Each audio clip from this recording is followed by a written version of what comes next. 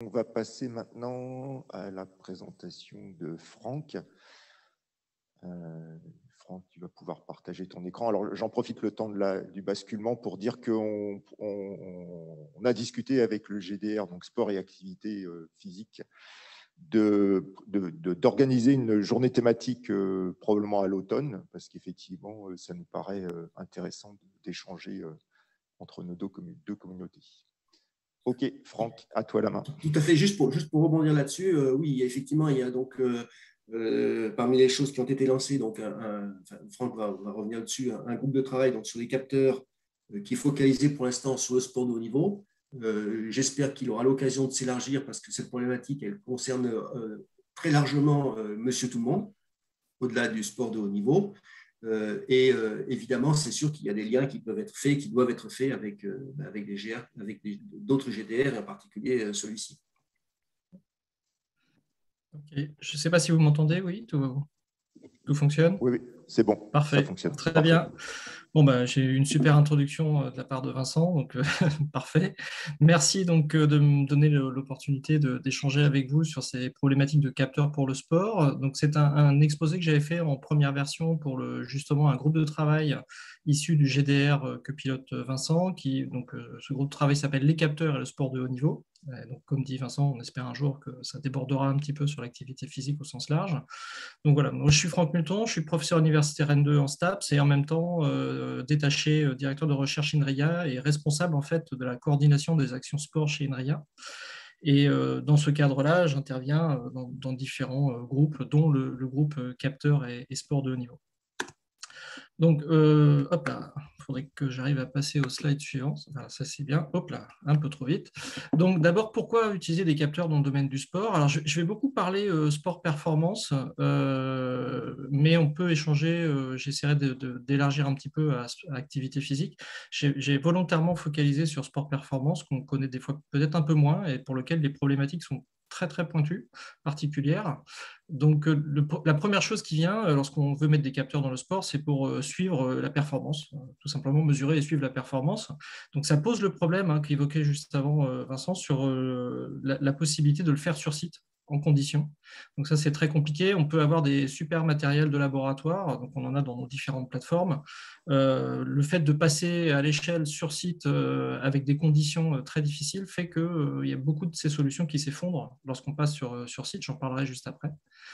Il y a aussi tout ce qui est analyse de la concurrence, donc être capable de, à l'insu des adversaires, de prendre de l'information, capter de l'information de l'adversaire sur ses tactiques, par exemple, ou ses spécialités de jeu. Tout ce qui est prévention et retour de blessures, donc être capable de détecter, par exemple, en rugby, les chocs importants subis au niveau de la tête, ou en retour de blessure, être capable de détecter une faiblesse au niveau, par exemple, du genou suite à une ligamentoplastie du genou. Tout ce qui est formation, aujourd'hui, c'est un enjeu très important puisqu'il y a un turnover assez important au niveau des entraîneurs.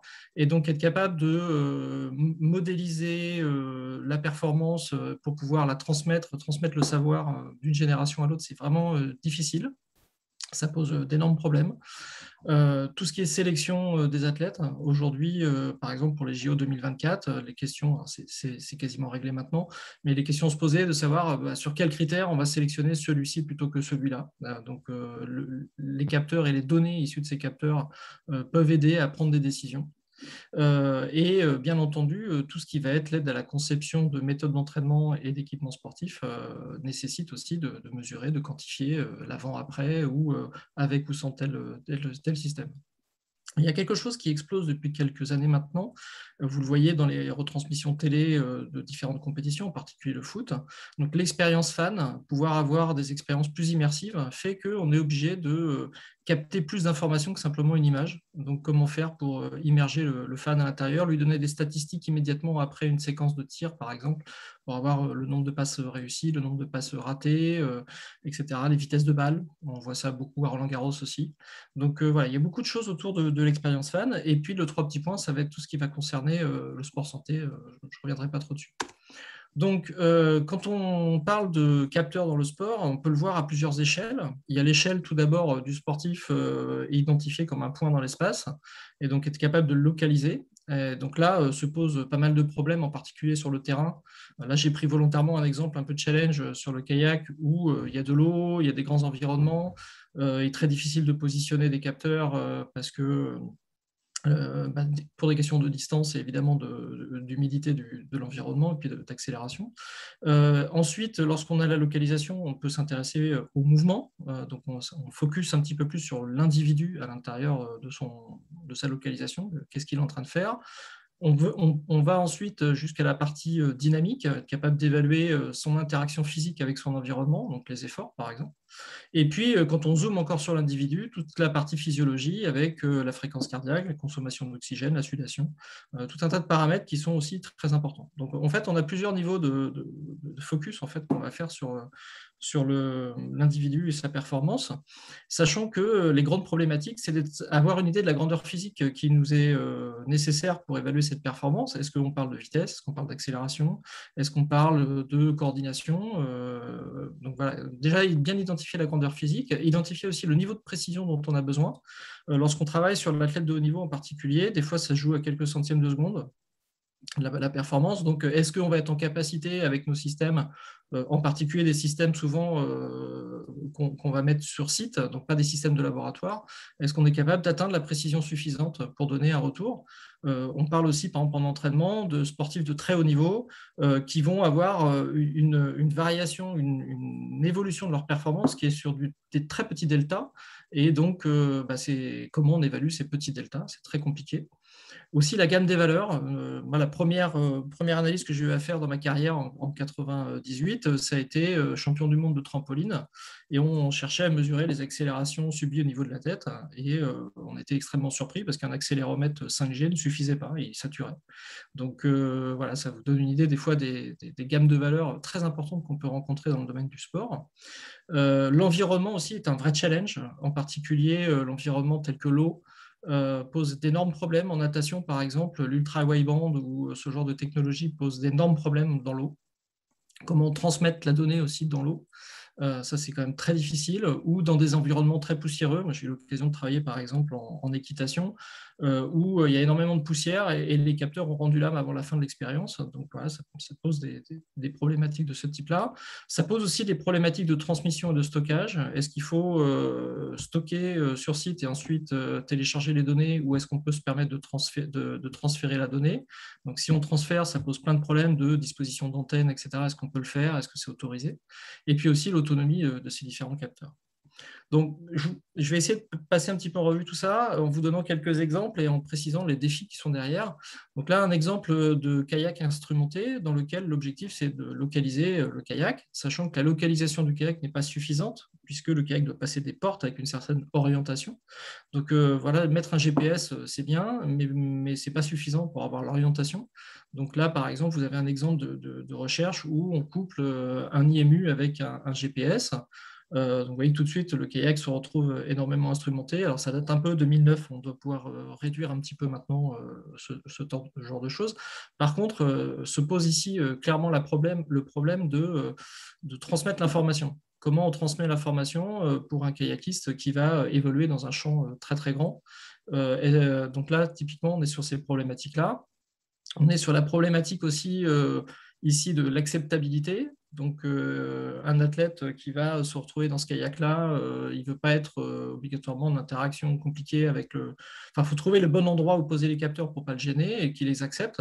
Et puis aussi des aspects réglementation, puisqu'il y a des forts enjeux de sécurité dans ce genre d'activité. Donc, les vrais enjeux ici, c'est vraiment de trouver des systèmes qui soient robustes, qui vont sur site et qui respectent, et ça c'est très important, l'acceptabilité par le sportif. Beaucoup de projets échouent parce que le sportif refuse de porter le système ou refuse d'être mesuré de cette manière-là. Et ça, c'est très difficile une fois que le sportif a refusé de pouvoir travailler. Donc, d'autres technologies lorsqu'on est indoor. Alors, indoor, la localisation est un vrai problème. Autant outdoor, on sort tout de suite l'artillerie avec des GPS, même s'il se pose la question de la précision de mesure. Lorsqu'on est indoor, la difficulté est bien plus importante, puisqu'on ne peut plus utiliser le GPS. Donc, les grandes technologies, ça va être le Wi-Fi, mais qui n'est pas très précis, ou l'ultra-wideband, mais qui oblige à mettre un certain nombre d'antennes et localiser en fait des capteurs sur le corps, avec des problèmes d'autonomie, d'enregistrement, de transmission, et aussi plusieurs études qui montrent en fait que lorsqu'on travaille sur des sports co, par exemple, les corps des individus autour de moi vont engendrer une perturbation en fait de la communication ultra-wideband. Et donc, si je travaille sur de la triangularisation ou des calculs de distance avec de l'ultra-wideband, c'est fortement perturbé par le fait que mon signal passe à travers le corps d'une autre personne. Donc, on a des perturbations assez fortes dans ce cas-là. Et alors, quand on veut faire aussi de l'indoor ou même de l'outdoor, hein, ça fonctionne aussi. On utilise beaucoup, en fait, au final, la caméra avec de la localisation en utilisant du système de computer vision. Donc là, je vous ai donné un exemple d'une société qui fait ça très bien, Photovision, et qui permet de traquer les joueurs au cours du temps et faire ressortir des statistiques de distance parcourue, vitesse min, vitesse max, accélération max, nombre de passes réussies, ratées, etc. Sachant que ces systèmes-là, aujourd'hui, il n'y a rien de totalement automatique. En fait, il y a toujours un petit opérateur qui va venir lever des ambiguïtés, en particulier si deux joueurs se croisent, en fait, souvent ça crée des problèmes. Et puis, pour lever ces ambiguïtés, des systèmes hybrides existent aussi, où on va positionner des capteurs sur le corps, donc ça peut être Wi-Fi ou ultra-wideband, qui viennent en complément de la vidéo pour avoir une approche de fusion multimodale des différentes informations, pour, par exemple, avoir la vidéo qui est en faiblesse et qui va être compensée par l'ultra-wideband, par exemple. Donc, si on s'intéresse maintenant au mouvement, aujourd'hui, ce qui se fait le plus, c'est la vidéo. Donc, et en particulier avec l'explosion du machine learning et du deep learning en particulier, il y a énormément de travaux qui ont été faits. Alors là, j'ai cité OpenPose qui est le plus connu, dans lequel on va pouvoir faire du tracking de points d'intérêt dans le mouvement. Ici, c'est les squelettes qu'on cherche à traquer, pour estimer une pose, reconnaître cette pose, pour faire, par exemple, de la notation automatique de ce qui s'est passé, pour voir, par exemple, dans un match de boxe, est-ce que l'adversaire a une spéciale? Donc ça, c'est de l'analyse de la concurrence. Et essayer d'analyser dans le match de l'adversaire les spéciales de cet adversaire à partir de vidéos. L'apprentissage profond a joué un rôle vraiment prédominant dans l'explosion de l'analyse vidéo, puisque jusqu'à il n'y a encore pas très longtemps, c'était du clic-clic manuel, donc ce qui était très laborieux. Bon, ça pose encore beaucoup de questions au niveau de la précision, en particulier pour le sport de haut niveau. Si on veut faire de la reconnaissance d'action, ça va à peu près. Si on veut faire de l'analyse fine du mouvement, la précision de mesure n'est toujours pas malheureusement au rendez-vous. L'alternative à ça, ce qui peut-être se rapproche plus de vos problématiques, c'est l'utilisation en ce moment de centrales inertielles, avec accéléro, magnéto, gyro qui sont couplés. Ces systèmes-là, alors ça pose pas mal de questions, en particulier de transmission, de résistance aux perturbations ferromagnétiques, puisque dans le sport, on manipule parfois des métaux. Donc, ça pose pas mal de questions de ce point de vue-là. Transmettre l'information. Et puis, surtout, des problèmes de calibrage, puisque lorsqu'on va placer un capteur sur le corps, on n'est pas sûr de le placer au millimètre près et au degré près de la même manière d'une fois sur l'autre. Donc, ça implique qu'il y a des travaux, vous voyez, même encore en 2019, qui travaillent sur des protocoles et des méthodes de calibrage semi-automatique pour s'assurer qu'on va pouvoir mettre un peu librement les capteurs sur le corps tout en assurant une reproductibilité de la mesure qui soit fiable. Donc là aussi, encore une fois, on est sur de l'ambulatoire, donc ça veut dire transmission sans fil, avec toutes les problématiques que ça pose. Des problèmes aussi de dérive temporelle sur ces capteurs, qui, sur des compétitions assez longues, je pense au cyclisme en particulier, peuvent vraiment devenir gênantes. Donc voilà, il y a encore des beaux défis, donc les collaborations avec vous peuvent être vraiment pertinentes de ce point de vue-là. Bon, là, j'ai juste voulu montrer un exemple, je vais passer parce que je suis un petit peu long. Je vous ferai suivre la liste de mes références. Il y a une publication en 2019 très intéressante qui faisait une review sur les différents systèmes d'IMU et leur usage dans le sport. Et donc, vous voyez ici, dans des grands domaines comme le foot, l'athlétisme, le baseball ou le basket, quel type de sport, d'activité et de capteurs ont été utilisés. Donc, je vous encourage à lire ça. Donc, ça montre en fait ici quand même une forte dynamique dans le domaine de la recherche sur ces problématiques de capteurs pour le sport, avec des problématiques des fois difficilement transposables d'une discipline à l'autre. Donc on arrive à transposer le principe général, et puis quand on va sur la discipline spécifiquement, il y a des problèmes spécifiques de positionnement de capteurs qu'on ne peut pas mettre au même endroit, il y a des problématiques de durée de l'activité ou de grandeur physique qui ne sont pas les mêmes, les accélérations ne sont pas les mêmes par exemple. Donc ça pose un certain nombre de problèmes, ou même la réglementation n'est pas les mêmes. Pendant un temps, on pouvait mettre des capteurs sur les nageurs, après on n'a pas pu. Enfin, il y avait un certain nombre de choses comme ça qui peuvent être un peu perturbantes. Une autre review intéressante aussi, je vous ferai part de la référence, c'est une cartographie en 2018 des différentes méthodes de capture de mouvement en fonction du type de discipline, qu'on soit indoor, outdoor, en individuel ou en sport par équipe. Vous voyez ici une part très importante qui est faite à tous les systèmes orientés computer vision. Et ça, c'est un petit peu traditionnellement, je dirais, en biomécanique et en analyse du mouvement. On a travaillé depuis très longtemps avec des caméras infrarouges, des multicaméras, avec des marqueurs. Et donc, on hérite de cette culture-là. Et on hérite aussi du fait que, de plus en plus, il est très difficile de poser des capteurs sur les athlètes, en particulier si on veut se rapprocher des conditions de compétition. Donc, la computer vision prend une part vraiment de plus en plus importante. Mais tout ce qui est capteur embarqué, capteur dans les vêtements en particulier, commence à pas mal percer avec certains sports qui le permettent, en particulier dans le handisport. Il y a beaucoup de choses qui sont permises au niveau technologique. Donc voilà, il y a énormément de choses qui se font aussi sur les capteurs portés. Si on va sur tout ce qui est force, donc on a deux types de mesures, les mesures de force directes avec des capteurs et les mesures de force indirectes qui partent en fait souvent des mesures de mouvement et qui déduisent par dynamique inverse les couples et les forces. Donc en mesure directe, on a des systèmes qui permettent d'instrumenter par exemple ici un plot de natation, une pédale de vélo, hein, il y en a de plus en plus, hein, vous pouvez trouver ça même chez Decathlon maintenant. Donc toutes ces informations-là, vous pouvez les avoir, alors soit 3 axes, soit triaxe, soit monoaxe, hein, ça dépend un petit peu du budget. Et ce qui se diffuse de plus en plus maintenant, ce sont les capteurs de pression qu'on vient mettre par exemple dans les semelles de chaussures ou qu'on vient mettre autour d'une raquette de tennis pour voir la répartition des pressions sur la raquette. Donc ça, c'est quelque chose qui est vraiment en train de percer, en particulier avec des nappes de pression flexibles. Maintenant qui ouvrent des possibilités vraiment très intéressantes, surtout qu'elles autorisent des transmissions sans fil des données. Donc là, on est vraiment face typiquement à des problématiques de comment passer d'une mesure de laboratoire avec des capteurs des fois un peu encombrants, un peu gênants, à une mesure ambulatoire en conditions de compétition. Là, il y a encore des vrais défis de réduction, de rendre ça disponible.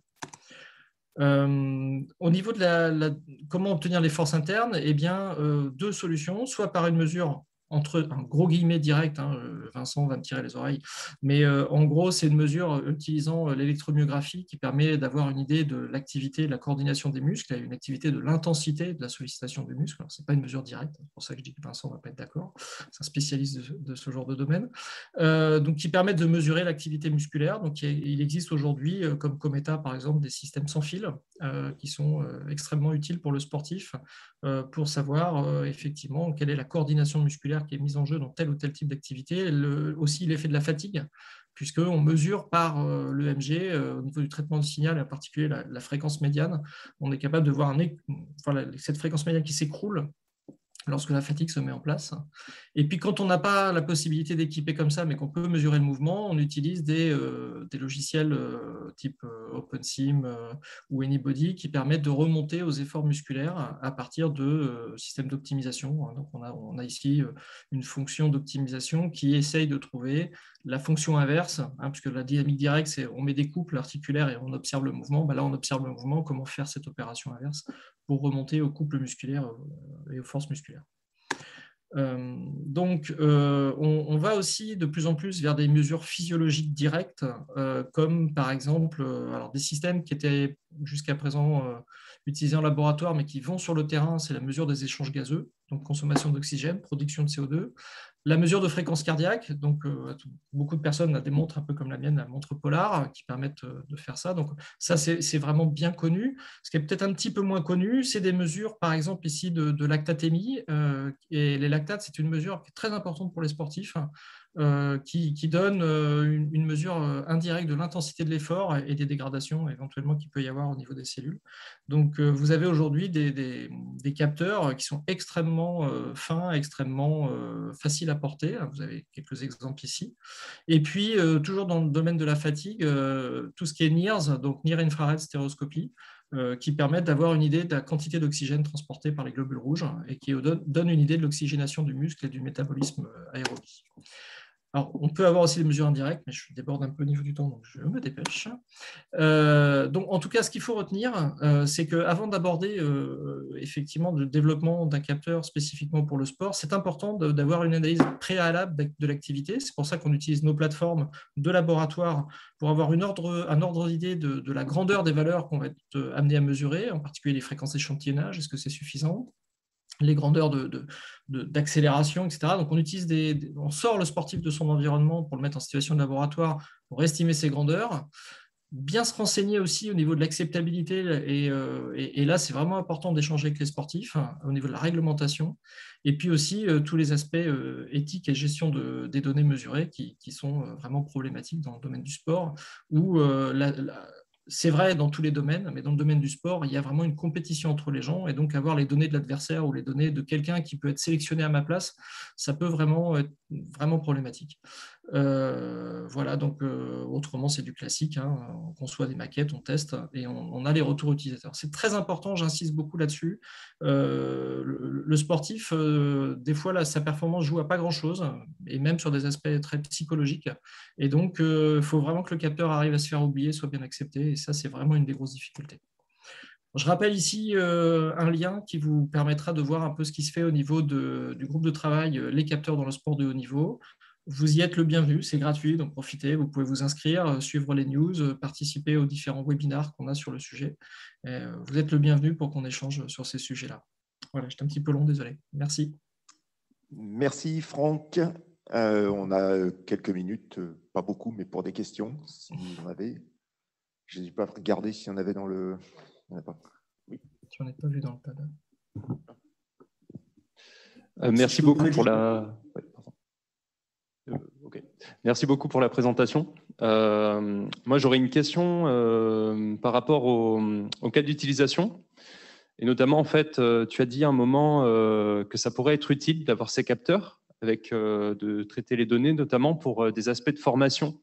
Oui. Et je me demandais si tu pouvais étayer un petit peu, du coup, parce que ça a piqué mon attention. Je me demande du coup comment ça... Ok, alors en fait, pour la formation, aujourd'hui, il y a beaucoup de savoirs qui sont auprès des entraîneurs et qui ne sont pas toujours formalisés. C'est-à-dire que ces savoirs-là, c'est l'expérience de l'entraîneur. Et puis, quand on veut passer cette information et la diffuser plus largement, ou quand l'entraîneur s'en va et faire une passation de savoir, ça reste encore aujourd'hui très difficile.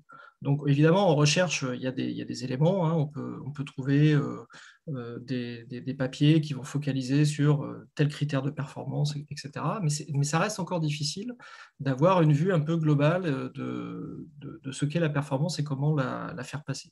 Et donc, le fait d'avoir des capteurs, de mesurer, de pouvoir avoir une décomposition du mouvement au cours du temps, d'avoir les forces qui sont mises en jeu, de comprendre, par exemple, les coordinations qui se mettent en place, etc., peuvent être des supports qui aident les entraîneurs à formaliser leurs connaissances pour pouvoir avoir une trace de cette connaissance, en fait. Voilà, donc ça aide beaucoup de ce point de vue-là. Alors après, ce qui se passe aussi beaucoup, c'est qu'on peut, alors ça, je prêche ma boutique, on utilise aussi de plus en plus la réalité virtuelle pour entraîner des compétences particulières, isolées du reste, qu'on essaye d'isoler des autres compétences. Et là aussi, on a besoin de capteurs pour mesurer si cette performance-là, effectivement, elle est atteinte ou pas, ou quel est son niveau, donc avoir un feedback. Donc le côté feedback est aussi très important. Je ne sais pas si ça répond à ta question. Oui, tout à fait. Merci beaucoup. Une autre question, peut-être? Non, alors moi j'en avais une. Alors quand on parle de sportifs de haut niveau, là, et donc effectivement, on va lui mettre des capteurs pour mesurer son mouvement et puis l'aider à s'améliorer. C'est très naïf, mais c'est quoi les gains qui sont obtenus globalement? Tu as des chiffres un petit peu de, je sais pas, pour un cycliste ou pour un basketteur, comment est-ce qu'on peut évaluer ce qu'a apporté finalement l'équipement capteur C'est une du question qu'on sportif? pose toujours et qui est très très difficile parce que la performance du sportif, elle est multifactorielle. Ouais. On peut avoir fait la meilleure recherche du monde sur le mouvement le plus parfait. Si le matin il s'est réveillé, il a mal mangé, il a mal dormi, il a peur de son adversaire. Enfin, il peut y avoir c'est tellement multifactoriel que c'est très difficile d'isoler l'impact d'une contribution. Globalement, si on est focalisé sur un critère de performance, par exemple, on cherche à améliorer le temps d'anticipation, c'est ce qu'on est en train de faire en ce moment en boxe, on cherche à améliorer le temps d'anticipation pour que, en fonction du peu d'informations que l'adversaire lui donne, il soit capable d'anticiper que ça va être un uppercut, un crochet, etc. Dans ce cas-là, on peut effectivement évaluer dans des protocoles standardisés le fait qu'il a effectivement amélioré cette compétence-là. De là à retranscrire ce que ça va donner sur le terrain lorsqu'il va être face à un adversaire, il y a tellement d'autres paramètres qui rentrent en ligne de compte que c'est vraiment très difficile. C'est ce qui rend l'exercice très difficile. Oui, je comprends. Okay. Je pense que Vincent il a plein d'expériences. Non, pour compléter la réponse, je pense qu'il y a des choses qu'on peut, on va dire, il y a une autre difficulté qui est qu'il y a des choses qu'on peut facilement mesurer. Je dis n'importe quoi, si on améliore la friction des pneus d'une roue de vélo, eh bien, on va pouvoir mesurer quel est le gain objectif sur le terrain en quelques millisecondes, etc. Ou même chose pour un fauteuil roulant. Le problème, c'est que ça, on peut le faire dans certains domaines. Comment est-ce qu'on va mesurer le gain?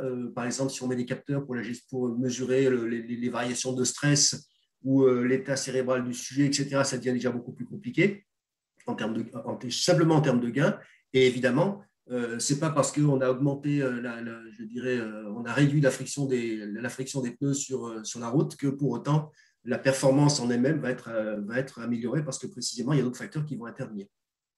Pour rebondir là-dessus, j'ai une expérience, alors je ne citerai pas d'où, sur la définition d'un kayak hyper optimal en termes de pénétration dans l'eau, avec les écoulements fluides autour optimisés aux petits oignons au niveau de la géométrie et des matériaux mis en œuvre dans le kayak. Quand on met ça dans les mains d'un kayakiste, en fait, le kayakiste, sa pénétration dans l'eau, c'est un des paramètres. Ce qui est très important aussi pour lui, c'est le changement de direction rapide. Et il se trouve que quand ils ont testé le kayak, ils se sont fait très mal à l'épaule, ils se sont blessés l'épaule parce qu'ils ont dû mettre en place des forces très importantes pour changer de direction, parce qu'une fois que le système partait dans une direction de manière optimale, changer de direction était pas bon du tout. Et donc ils ont rejeté la solution de ce point de vue-là. Donc oui, c'est vraiment difficile parce qu'on peut, comme dit Vincent, optimiser un critère de performance, mais peut-être que ça rentre en interaction avec d'autres. Et donc c'est vraiment une boucle itérative, c'est vraiment une amélioration continue qui se fait en échange avec le monde sportif. Et l'acceptabilité est très importante. Et typiquement, si j'ai pris tout à l'heure l'exemple de la voile, c'est parce que justement, c'est un exemple où on peut fabriquer par exemple des foils, donc c'est des matériaux, on peut faire de l'analyse des matériaux pour étudier la rigidité du foil, etc. Mais quand vous allez présenter 3 ou 4 foils à un athlète, parce qu'il peut choisir celui qui l'intéresse, eh bien, vont rentrer en ligne de compte ses sensations personnelles, et là, ça devient compliqué de mesurer quelles sont les sensations d'un individu, comment est-ce qu'on les rend objectives, etc. Et à la sortie, il ne va pas forcément choisir celui qui, objectivement, est le meilleur. Mais la conjonction des deux fait que l'athlète va se sentir, alors, soit de manière subjective, soit de manière objective. Le problème, c'est que le mental, dans cette affaire-là, joue aussi beaucoup. S'il a plus confiance dans tel ou tel dispositif, eh bien, il va choisir naturellement ce dispositif dans lequel il a confiance. Okay. Et ça, c'est des difficultés, c'est une vraie difficulté. Et ça, on le trouve dans tous les domaines. Alors, on peut le voir pour l'athlète, mais on peut aussi le voir pour l'entraîneur. Parce que l'entraîneur, c'est quelqu'un qui est souvent très pragmatique, qui n'a pas beaucoup de temps, qui est sans rentrée de déplacement, et il a besoin d'avoir des réponses qu'il considère comme étant immédiates, fiables, et auxquelles il peut, faire confiance compte tenu de ce que lui croit de la performance. OK. Merci beaucoup en tout cas pour votre intervention. Et donc, ce qu'on espère effectivement, c'est qu'on va pouvoir avoir une première journée thématique cet automne pour peut-être aller un petit peu plus loin sur ce premier aspect capteur pour le sport. Je pense qu'effectivement, Franck, là, tu as montré un petit peu les défis sur lesquels eh bien, je pense qu'un certain nombre de collègues peuvent se retrouver. Donc, rendez-vous à l'automne. Et merci encore pour avoir accepté d'intervenir auprès de notre communauté. Merci beaucoup. Merci de l'invitation. Merci.